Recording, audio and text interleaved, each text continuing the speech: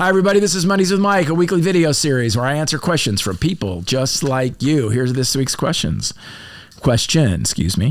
I'm a consulting partner and shareholder in a failing company. Oh, sorry to hear it.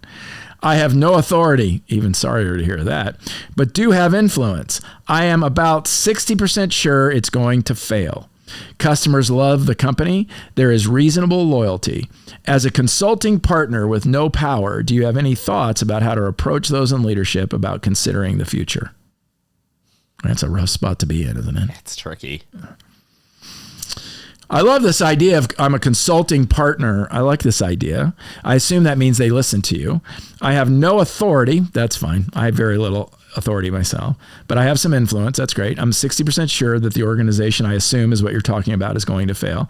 Customers love the company. That's good. There is reasonable loyalty. That's good. As a consulting partner with no power, do you have any thoughts about how to approach those in leadership? So for those of you, sorry if this is too elementary, for some of you watching, a consulting partner and shareholder means there's certain kinds of stock or shares that companies can issue to people who are investors where they don't have any real voting authority. They just have a certain number of shares in the business. So he or she has some influence. So here is, but doesn't have voting rights, which means they don't really have the authority or power to weigh in with gravitas. So this man or woman is asking me how to approach those in leadership. Well, I think as a consulting partner, what you want to do is create a space where you consult about the future. I am often a consultant. Well, not consultant. I'm often a coach to companies that are not doing very well.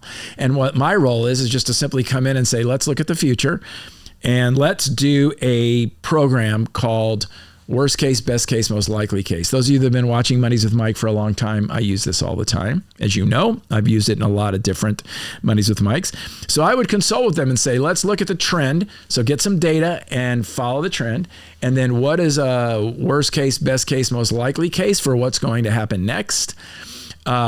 And then let's put a plan together. That is my recommendation as the consulting partner, and see if you can get them to do that.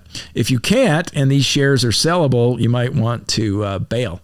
If they won't listen to you as a consulting partner, and if you see the writing on the wall, you might not want to write it into the dirt, particularly if they have covenants or requirements relative to the other shareholders. I assume it's not a publicly traded company.